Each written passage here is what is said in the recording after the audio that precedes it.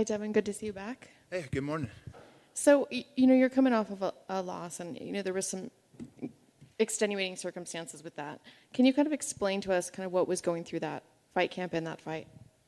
So pretty much that whole fight camp, my mother-in-law, she was sick, and she ended up passing away a week before the fight. So it was an emotional roller coaster for me and my family. And the biggest thing was that I wasn't able to be home with my family.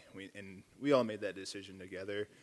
Super tough decision, but that's what we came up with, and we ended up fighting. Whether it was the right decision or not, that's what happened. And unfortunately, I didn't get the win, and I needed to be a little more focused. But it was a huge learning experience. So. And we're dealing with a fighter who Nasrat's mother just passed as well, Yeah. and he's announced that he's going to continue to fight. I'm wondering if there's any advice you might have for him, or maybe something that you didn't know going in, that maybe he's going through the same sort of thing. Maybe some message you can give to him. Just to try to focus as much as possible and not have any hard feelings for yourself for fighting. Not to feel like it's a selfish move or anything like that, and just try to fight with a whole heart, knowing that his mother would be proud of him. And you're coming off a little bit of a layoff. What did you do during that time to be ready for today? I just stayed consistent. A lot of strength and conditioning, and also, so I would do, when I was back home, I would do strength and conditioning once a day, and then my skill work once a day, because I wasn't sure when I was going to fight, so it was a big layoff. But so I just stayed consistent, and then when I got into camp, I was ready to go and healthy, because the previous fight with Kudalaba got called off because I got COVID like 2.5 weeks before. So it was super, that was stressful, and so then we asked for the Kudalaba fight back, and we got it, and we jumped right back into camp and ready to go. So when you had COVID, did you feel effects of it? Did you really get sick, or was it more just you tested positive? Yeah, I got a little bit sick. I have asthma, so it affected me a little bit differently. My asthma was it just wouldn't go down, and then chest pains along with it. And there's a few nights where I'd check my life insurance policy. It just like, it's one of those things, and you hear about it. It's all over the news, and it just scares the crap out of you. But I'm going to bed, and I'm a little bit wheezy. My chest is hurting. I'm like, I just don't know if I'm going to wake up, but thankfully I did, and I got through it. It only lasted about 6 days of that. So, is there any worry that might come back during the fight? We've seen some fighters come back from COVID saying, "Wow, I didn't realize that was going to affect me." Is there any fear?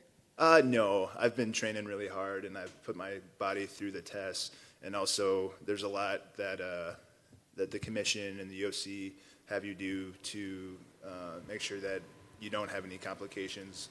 All the heart tests and cardio tests and all this, I've done every test possible to see if there's any damage or any long-lasting effects, and so far we're good. Even my asthma's not affected from it. Was there additional testing because of COVID, or is that just this normal testing? No, there was additional testing, and they're doing a good job making sure everybody's safe and fighting safe, and that's one of the things. So there was definitely additional testing. So talk to me about the matchup. It sounds like that's something you really wanted. Why was it so important to you, and why is that a fight you really want? It's a fun fight for me.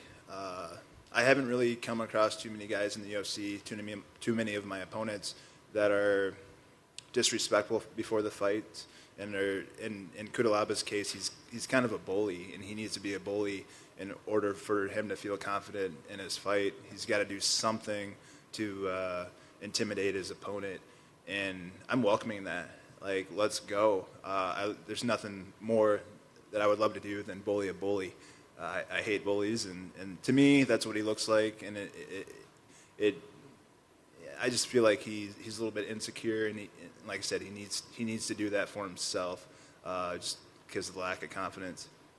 There hasn't been any bullying yet? You haven't run into each other at the hotel or anything? We haven't run into each other yet, and I haven't really had any contact with him, and there's been no back and forth. But I know what type of guy he is, and I know what he's gonna plan to do something. So for that reason, I already don't like him, and I'm gonna keep that animosity animosity, whether he is or not. And I'm sure, knowing his style and the type of guy that he is, it'll probably be on site a little bit of a little animosity. Do you feel like when you go into a fight where you have animosity with an opponent, it gives you a little bit of an edge, whereas maybe you would go into a fight with somebody you respect? Yeah, I kind of like it, and I haven't had to do it in a long time. And everybody that knows me knows that I'm kind of a overly nice guy, and sometimes a lot of people in my corner are like, you just need to be mean. You just need to be a little more mean. But it's really hard for me to genuinely do that just because of how I am, especially if other guys being respectful. But also, if you know me, if you mess with me, I can get pretty ugly. I can get ugly too. I got that stowed down deep, but it will come out. If you disrespect me, disrespect my family, I'm coming for you, and I'm coming for blood. Thank you. Thank you. You mentioned when you were looking at the life insurance policy and all this other stuff, and it is serious, but once you reach that point where in your mind it becomes a life or death sort of thing, when you get back and you get beyond that and you get back to fighting, how was your mentality changed when it came to training, preparation, just taking in the whole moment? How has it all changed after that moment has passed? Just staying consistent. I knew that was a little bit of a setback, and I knew that I needed to stay consistent and get going and not take any more time off than I already had.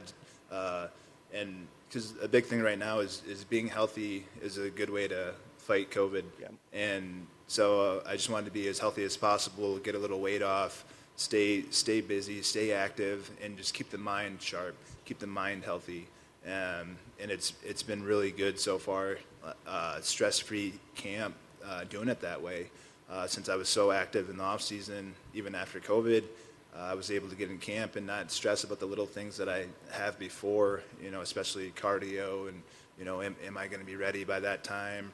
Am I going to lose muscle from my weight cut or anything like that? It's all just been pretty smooth and just a ready feeling. Would you say that you're coming in more motivated than ever? Yeah. It's been a long layoff, and then the opponent, Kudalaba, adds to it. I want to hurt him. He's just one of those guys you want to punch in the face, and a lot of the fans think the same thing. Just because of his pre-fight antics and the way he carries himself. So yeah, it's definitely motivated to put some fists in this guy's face and finish him. I know, speaking of the antics, usually we always see that, at least first when it comes on weigh-in day or face-off, the first time you actually get to face off. Are you expecting that he's going to come out and have some sort of either over-aggression during the face-offs, or would you be surprised if he didn't do something? I'd be surprised if he didn't, and then, it's just one of the things. He's done in every fight, so it'd be super surprising if he didn't. And if he didn't do it, that's a win in my book. So, and I know he's not going to let that happen. So, yeah, he might need to be ready too, though. You know what I'm saying? Yeah. Like I said, I don't lay down for nobody. I don't run from nobody. You mess with me, I'm doing my thing. I think when a lot of people look at Ian, they think that there's an initial rush at the beginning of the fight. He bulldogs forward, he rushes forward, he tries to oppress his opponent really quickly. Is that kind of what you guys are expecting? Is it just a matter of weathering the initial storm, and that eventually he'll wear down, and then you can establish yourself? Yeah, he'll definitely come out strong. That's a guarantee. I'll probably come out strong too. So it's going to be a heavy first round for both of us, and we'll see what happens after that. This fight's probably going to come down to who's got the more guts, and who wants it more. And I know that I've trained for it, and we trained to win, and I'm pretty confident I'll come out with the W. And with having the layoff, and then now having a guy that you really want to punch his face, is there any chance that there might be a danger to keep your emotions in check, to not go out and go too hard initially? No. I've been doing this kind of stuff a long time. I started wrestling when I was 7 years old, so I've seen every type of athlete there is, every type of mentality and style. So there's a certain way to go about it with that, with a little bit of anger, but also focus. Focused intensity is super key for this fight. And I guess you kind of answered there. Last thing, what needs to happen to make sure they get your arm raised? Is it just maintaining that focus? Yeah, maintaining that focus and just putting a hurting on him, just make him wish he didn't take the fight. I really want to humble this guy. Yeah, that's a big thing for me.